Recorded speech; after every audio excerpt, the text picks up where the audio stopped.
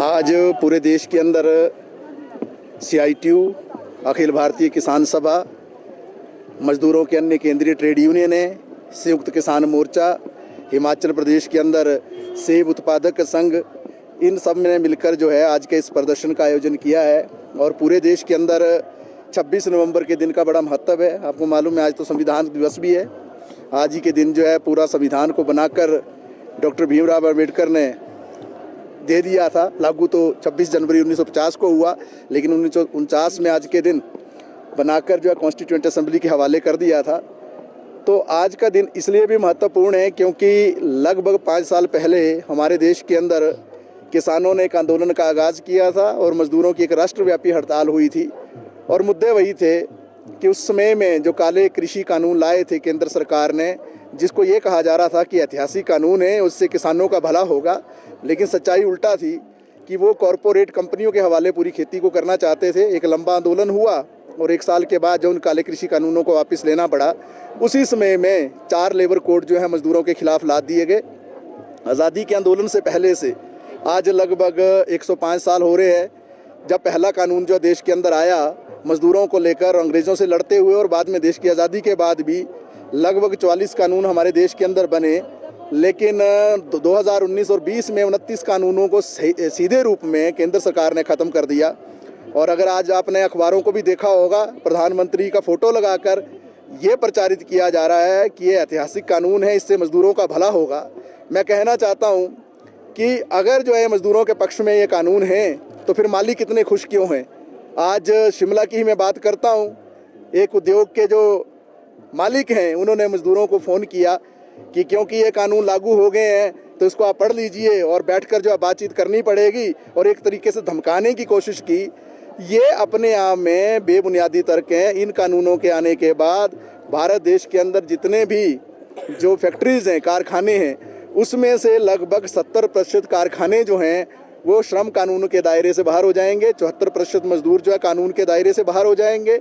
जो ठेका मज़दूर के लिए पहले जो 20 मज़दूरों पर लाइसेंस लेने की आवश्यकता थी ठेकेदारों को, वो 50 पर कर दी गई। यानी बहुत बड़े हिस्से को मज़दूरों के ठेकेदार के अंदर जो काम करते हैं ठेका प्रथा में, उनको कानून के दायरे से बाहर कर दिया। फैक्ट्री इंडस्ट्री के अंदर 300 मज़दूरों की आपने एक रेखा खींच दी जो पहले 100 थी।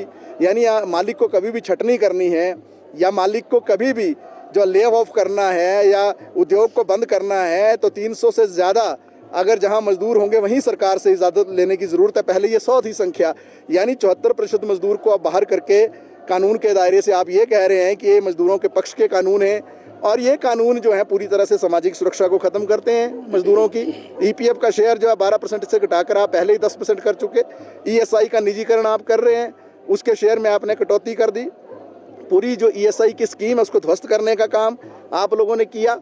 जो बोनस का कानून है मोदी सरकार ने उसको, जो पहले 20% तक भी मजदूर जो है अपने संघर्ष के जरिए, बार्गेनिंग पावर के जरिए बोनस ले लेता था, आपने 8.33% तक उसको सीमित कर दिया। और जो हायर एंड फायर की नीति आपने लागू की हमारे देश के अंदर, आज से पहले लेबर कोड के आने से पहले कोई हायर एंड फायर नहीं था। हायर एंड फायर का मतलब ये है कि पिछले कल शाम को अगर मालिक को सपना आया या उसके मन में ख्याल आया, उसने सोचा और अगले दिन सुबह मना कर दिया किसी मजदूर को कि कल से आप नहीं आएंगे, ऐसा हमारे देश के अंदर कानून नहीं था। लेबर कोड के बाद ये पूरी तरह से जो है मजदूरों को बिल्कुल उनकी सामाजिक सुरक्षा खत्म करके कभी भी निकाला जा सकता है।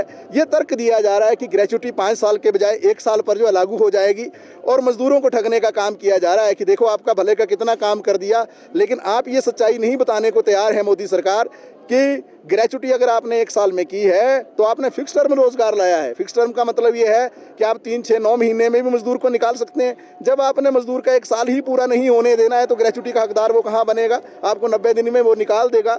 तो इस तरीके के बहुत सारे प्रावधान जो है कानून के अंदर किए गए हैं, और ये पूरी तरह से जो बड़े पूंजीपति हैं उनके दबाव में ये काम किया गया है, उनके मुनाफों को बढ़ाने के लिए काम किया गया है। मजदूरों की लूट है, ईज ऑफ डूइंग बिजनेस के नाम पर, ईज ऑफ एक्सप्लॉइटेशन है। ये मजदूरों का शोषण कैसे ज़्यादा करना है, कैसे मुनाफाखोरी जो है मालिकों की बढ़ानी है। और इस कानून से केवल मात्र कोई खुश है तो मोदी सरकार खुश है और पूंजीपति खुश है। वैसे ही जैसे काले कृषि कानूनों के समय में बड़ी बड़ी कंपनियां, कॉरपोरेट कंपनियां खुश थी और सरकार खुश थी, लेकिन 1 साल के लंबे संघर्ष के बाद जहां 750 किसानों की जो है शहादतें हुई, जहां पूरा लगभग एक लंबा संघर्ष चला 1 साल तक। उसके बाद जो सरकार को पीछे हटना पड़ा और जो सरकार ये तर्क दे रही थी ऐतिहासिक कानून है, बाद में माफ़ी मांगकर जो है उन कानूनों को वापस लेना पड़ा। तो हम यही कहना चाहते हैं, आज पूरे देश के अंदर ये सारे विषय जो उठाए हैं और हिमाचल प्रदेश के अंदर विशेष तौर पर जो ज़मीन से बेदखली हो रही है, उस ज़मीन से बेदखली के चलते हिमाचल प्रदेश के जो है लाखों लाख लोग जो उससे प्रभावित हो रहे हैं। माननीय सुप्रीम कोर्ट ने उस पर जो है स्टे भी दिया है, उसके बावजूद भी जो है कार्रवाई हो रही है किसानों के ऊपर। और जिस तरीके से आपने देखा national highway authority of India के जितने प्रोजेक्ट बने, NHAI के रोड बने या सड़कें बनी या नेशनल हाईवे के प्रोजेक्ट बने या 4 लेन बने, इनमें जिस तरीके से जो प्रभावित हुए, उनको जो नुकसान हुआ उसकी भरपाई नहीं हुई। और जो आपदा हिमाचल प्रदेश के अंदर पिछले 3 वर्षों में चल रही है, जिसमें सबसे ज़्यादा आपदा इस बार आई है, जिसमें जो मदद केंद्र सरकार की ओर से होनी चाहिए थी, प्रधानमंत्री जी आए घोषणा करके चले गए कि चुन्नी नहीं दी। आज भी जो है उनके लिए कोई बेनिफिट जो है किसानों को या प्रभावितों को नहीं मिला है। इस तरीके से ये भी एक मुद्दे हैं। और इसके साथ साथ जो आज पूरा हमला जो युवाओं पर हो रहा है, जो बेरोजगारों पर हो रहा है, जो छात्रों पर हो रहा है, महिलाओं पर हो रहा है, सारे मुद्दों को मिलाकर जो है आज पूरे देश के अंदर जो है इस तरीके के धरने प्रदर्शन किए जा रहे हैं। और मैं अंत में ये भी कहना चाहता हूँ कि आप ऐसे लेबर कोड को लाद कर ना केवल आप मजदूरों का और जनता का अपमान कर रहे हैं, आप एक तरफ जो है संविधान दिवस मना रही है मोदी सरकार और दूसरी तरफ डॉक्टर भीमराव अंबेडकर, जिन्होंने भारतीय श्रम सम्मेलन में 1942 से 46 तक 4 साल जो है एक निर्णायक भूमिका निभाई, उस भारतीय श्रम सम्मेलन की मीटिंग को आप पिछले 10 सालों से नहीं कर रहे हैं। मजदूरों की और कर्मचारियों की बातों को आप नहीं सुन रहे हैं। और इसके साथ साथ जो तरह तरह के सामाजिक सुरक्षा के कानून डॉक्टर भीमराव अंबेडकर के नेतृत्व में 1942 से 46 के दौरान में और मजदूर यूनियनों के दबाव में जो बने, वो सारे के सारे कानून जो हैं उनकी आप धज्जियां उड़ा रहे हैं। इसको जो है हम कतई सहन नहीं करेंगे और निश्चित तौर से इस आंदोलन को आगे बढ़ाएंगे।